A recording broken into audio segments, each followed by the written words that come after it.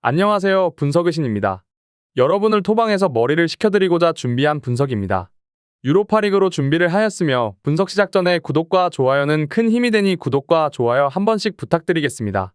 모든 경기를 분석하지는 못하니 꼭 알람 설정해 두시고 긴급하게 올라가는 영상에 대한 분석과 정보 및 결과 예측을 놓치지 마시기 바랍니다. 이외 더 다양한 경기의 분석과 결과 예측이 필요하시다면 영상 하단의 고정 댓글에 링크로 연락 주시면 더 많은 도움을 드릴 수 있도록 하겠습니다. 추천 조합은 영상 마지막에 기재해 두었습니다. 첫 번째 경기는 강원FC와 인천 유나이티드입니다. 강원은 지난 경기에서는 역습이 족족 통하는 모습을 보여주면서 전북을 상대로 3대1이라는 승리를 가져올 수 있었습니다. 다만 인천은 라인을 기본적으로 올리는 스타일은 아니기 때문에 강원이 득점을 기록하기는 어려운 상대입니다. 최근 3번의 대결에서도 강원이 인천을 공략한 경기는 없었고 애초에 홈과 원정 모두 기대에 득점이 0대라는 점에서 강원의 공격력이 두 경기 연속으로 이어질 것이라고 보기는 어려울 것입니다. 인천에 변수가 있다면 역시 ACL 일정입니다. 물론 화요일 경기 이후 4일간의 휴식이 있었기 때문에 어느 정도 준비할 시간이 있었다는 점은 다행으로 여길 수 있을 것이라고 볼 수 있겠습니다. 강원을 상대로 골을 많이 넣는 건 절대 아니긴 했지만 외국인 공격수들의 폼이 좋은 상황이어서 강원보다는 공격진의 사정이 나은 편입니다. 결론을 말씀드리자면 인천의 승리를 기대하는 매치입니다. 일단 ACL 리스크가 있다고는 하지만 4일간의 휴식으로 시간을 벌었던 데다가 공격력이라는 데에서도 인천의 전력이 더 낫다고 생각됩니다. 강원이 지난 경기에서 전북을 상대로 보여준 공격력을 다시 재현할 수 있을 것이라고 보기도 어려운 것이 인천은 전북과 달리 라인을 올려서 역습 리스크를 지는 팀이 아닙니다. 두 번째 경기는 대구FC와 포항스틸러스입니다. 대구는 최근 3경기에서 모두 1대0 승리를 기록하고 있는 상태입니다. 리그에서도 1대0 승리가 7회로 가장 많은데 공격은 역습에 맡기고 수비적인 기조로 경기를 운영하고 있는 컬러가 잘 드러나고 있는 중입니다. 다만 포항이 최근 대구를 상대할 때의 득점을 기록하는데 어려움을 느끼지 않았다는 점을 생각해야 할 것입니다. 부상으로 이탈한 세징야의 의존도가 높은 팀이라 한 골 실점이 꽤 승부에는 치명적으로 작용할 수 있습니다.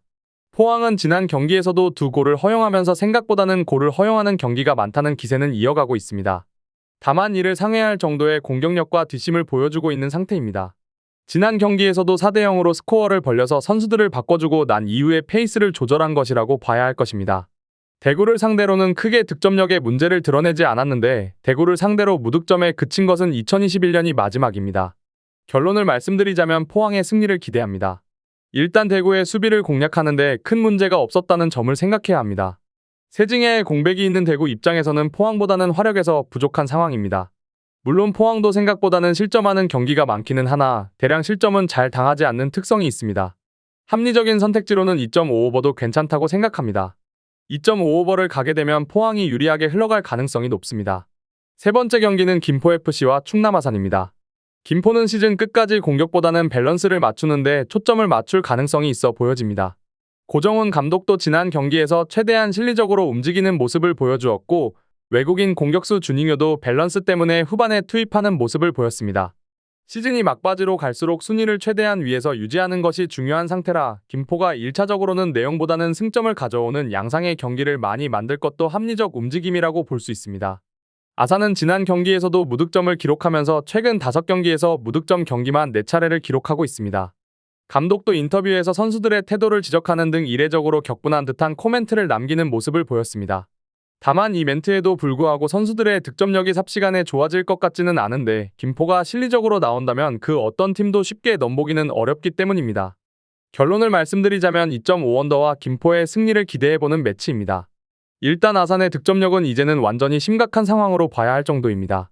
김포가 실리적으로 움직이면서 저득점 양상으로 나아갈 가능성이 높은데 수비적인 태세를 취한 김포는 어떤 팀도 쉽게 뚫기는 어려울 것이며 김포의 득점력 자체도 최근 나쁘지 않은 흐름을 보여주고 있습니다.